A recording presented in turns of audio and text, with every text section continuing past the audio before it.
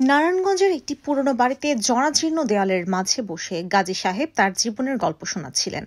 এককালে আওয়ামী লীগের সক্রিয় সদস্য ছিলেন তিনি, যিনি দলের পতাকা হাতে রাজপথে হেঁটেছেন, কিন্তু আজ তার চোখে গর্বের চেয়ে বেশি বেদনা। মেয়েটার জন্য কলঙ্কিত হলাম বলতে গিয়ে তার চোখের কোণে জল চিকচিক করে উঠল। শেখ হাসিনার নেতৃত্বে যখন দেশ দুর্নীতি, হিংসা আর অরাজকতার গহ্বরে তোলে যাচ্ছিল, গাজী সাহেবের মতো হাজারো মানুষ তাদের বিশ্বাস হারিয়েছেন। 1 বছর ধরে বাড়ি থেকে আর তেমন বের হন না তিনি। কণ্ঠে হতাশার গভীর ছায়া গাজী সাহেবের। এই গল্প শুধু তার একার নয়, এটি বাংলাদেশের লাখো মানুষের হৃদয়ের কথা, যারা একটি স্বপ্নের দেশের প্রতিশ্রুতি দেখে এখন হতাশার অতলে। ঢাকার ব্যস্ত রাস্তায় রিকশার হর্ন আর মানুষের কোলাহলের মাঝে ভারতীয় সাংবাদিক সুচিন্তা পাল চৌধুরী এসেছিলেন বাংলাদেশের নববর্ষ উদযাপনের রঙিন ছবি ক্যামেরায় ধরতে।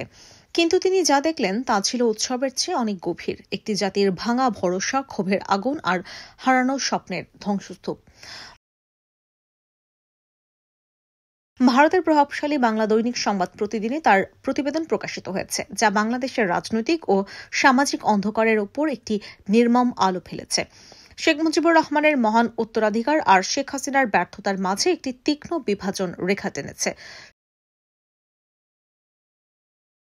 সুচিন্তার প্রতিবেদনে উঠে এসেছে, শেখ হাসিনার শাসনকালে বাংলাদেশ দুর্নীতির কালো জালে জড়িয়ে পড়েছে। রাজনৈতিক অচলাবস্থা, প্রশাসনের অপদার্থতা আর ধর্মীয় উগ্রবাদের বিস্তারে দেশ যেন নিজের পায়ে কুড়াল মেরেছে। আশ্চর্যজনকভাবে এই অভিযোগ শুধু বিরোধীদের নয়, আওয়ামী লীগের নিজস্ব নেতাকর্মীদেরও। ঢাকায় থাকাকালীন সুচিন্তা সংখ্যালঘু সম্প্রদায়ের সঙ্গে মাঠ পর্যায়ে কথা বলেছেন।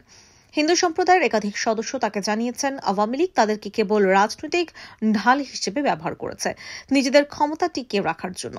এই সত্য বাংলাদেশের সামাজিক সম্প্রীতির গভীর ক্ষতের প্রতিচ্ছবি।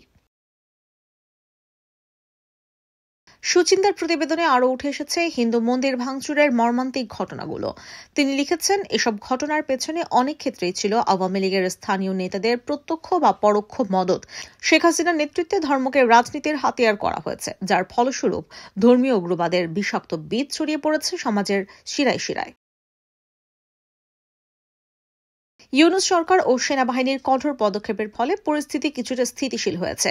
হাসিনার পতনের পর বাংলাদেশ এখন একটি নতুন পথে হাঁটছে। সেনাবাহিনী ও নতুন সরকারের কঠোর পদক্ষেপে ধর্মীয় উগ্রবাদ ও সাম্প্রদায়িক হিংসা অনেকটাই নিয়ন্ত্রণে এসেছে।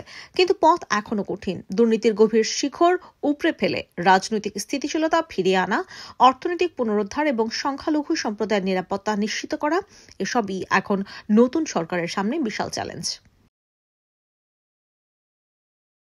বাংলাদেশের মানুষ এখন আশার আলো খুঁজছে, কিন্তু পথটা কাঁটায় ভরা। কাঁটার মাঝেও একটি নতুন আলোর রেখা দেখা দিয়েছে। সেই আলোর নাম ডক্টর মোহাম্মদ ইউনূস।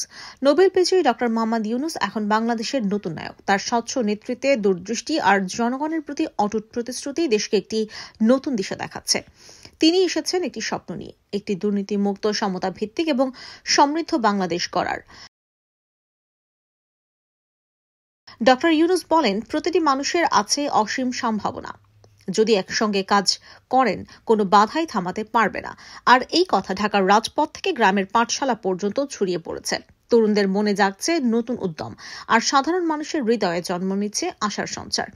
ডক্টর ইউনূসের নেতৃত্বে বাংলাদেশ এখন একটি নতুন দিগন্তের দিকে এগিয়ে যাচ্ছে। তিনি জনগণকে উদ্বুদ্ধ করছেন। তরুণরা তার কথায় উৎসাহিত হচ্ছে, নারীরা তার নেতৃত্বে নতুন সম্ভাবনা দেখছে, আর গ্রামের মানুষের মুখে হাসি ফুটছে। ডক্টর ইউনূসের নেতৃত্বে বাংলাদেশ ছুটছে একটি নতুন ভোরের দিকে। ইউনূসের আহ্বানে জেগে উঠেছে লাখো মানুষের স্বপ্ন। অন্ধকার পেরিয়ে দুর্নীতির ধ্বংসস্তূপের উপর দাঁড়িয়ে বাংলাদেশ এখন ছুটছে আলোর পথে।